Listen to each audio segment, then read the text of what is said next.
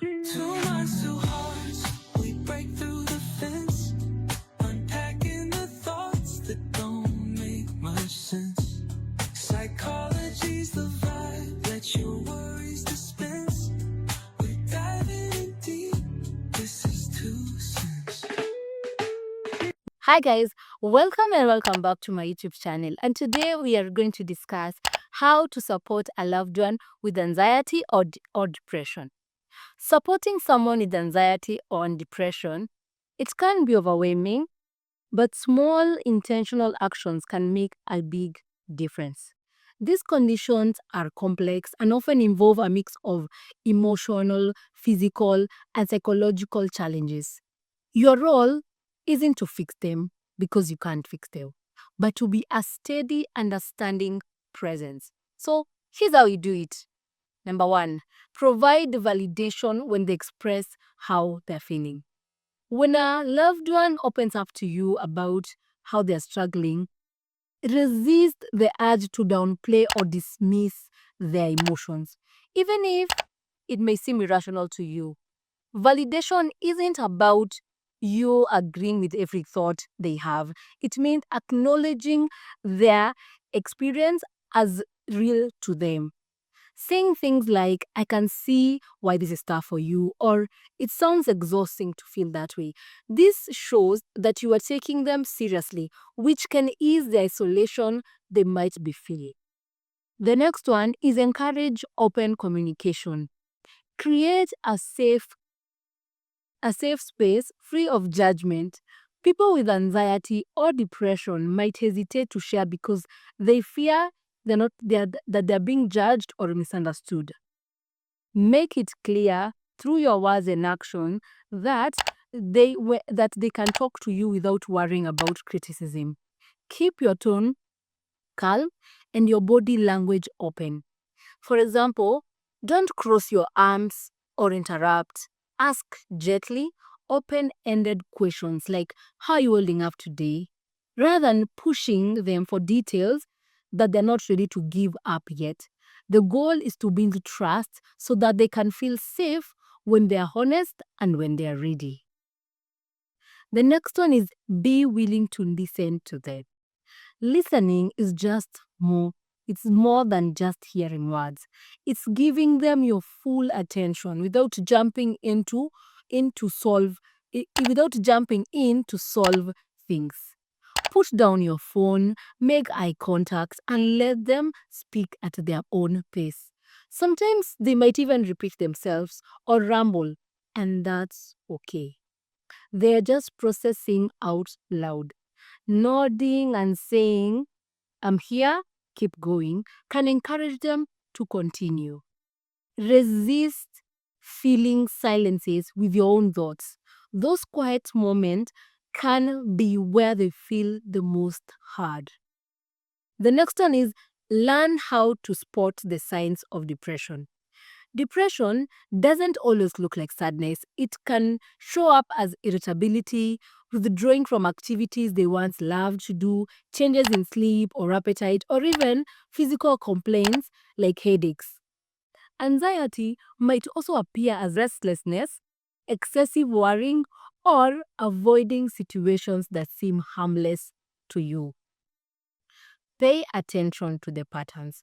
Maybe they've stopped texting back, or they cancel they are canceling plans more often.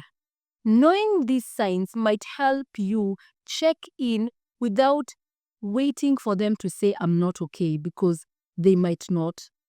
The next one is encourage treatment and express your full support. Professional help, that is therapy or medication, can be a game changer, but suggesting it might be a little bit tricky. So frame it as a positive step, not a failure. You could try something like, have you heard that therapy can help with this? Or do you want me to look into it? Offer practical support, like helping them find a therapist or driving them to the appointment, and back it up with assurance. I'm with you. Assurance like, I'm with you 100%, no matter what you choose. And if they're already in treatment, cheer them for sticking with it, as it is not always easy. The next one is resist the temptation to give advice. This one I have to repeat. Resist the temptation to give advice. It is natural to offer solutions like try yoga or just think positive. But unsolicited advice can feel dismissive or even imply that they are not trying hard enough. Anxiety and depression aren't problems that you can logic away. They are rooted in the brain chemistry and experiences you might not fully grasp. Instead of advising, you can ask, what do you think might help right now? This keeps the focus on their own needs, and it shows that you trust their ability to figure it out, even if it takes time. The next one is offer unconditional love and support to them. Let them know that your care doesn't come with strings attached. Depression and anxiety can make people feel unlovable or like a burden. So, counter that with consistency. You can say things like, I'm not going anywhere, and you don't have to be better for me to stick around. Even small gestures like checking in with a text or sitting with them in silence can reinforce these. It's about showing up, not fixing them, and proving that they are worth it even in their hardest days. The next one is don't begin conversations with have you tried.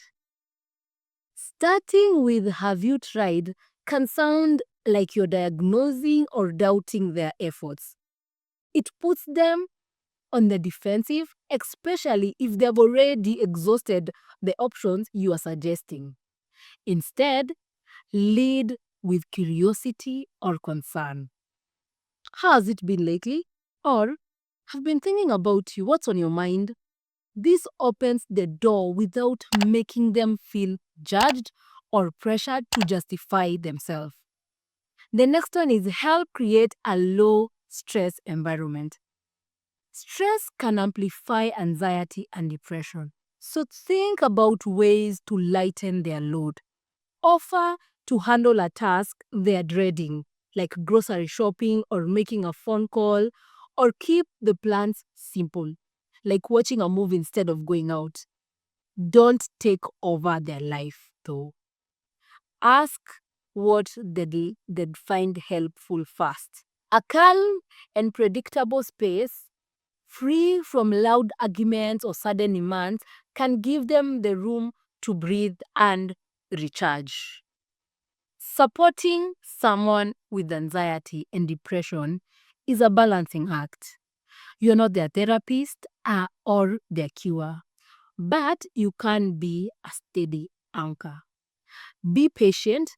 These conditions don't vanish overnight, and progress might be slow or even uneven. Check in on yourself, and it's okay to step back if you feel drained, as long as you're being honest about it. Supporting someone with anxiety and depression is a balancing act. You're not their therapist or their cure, but you can be a steady anchor. Be patient. These conditions don't vanish overnight, and progress might be slow or even uneven. Check in on yourself, and it's okay to step back if you feel drained, as long as you're being honest about it. By validating their feelings, listening without judgment, and offering a quiet and consistent support, you are helping them feel less alone. That's more powerful than you might realize. So yes, you can take these steps if you want to help somebody going through anxiety and depression. Thank you. Bye. 2 minds, 2 hearts, we break through the fence, unpacking the thoughts that don't make much sense. Psychology's the vibe, let your worries dispense. We're diving in deep, this is 2 cents.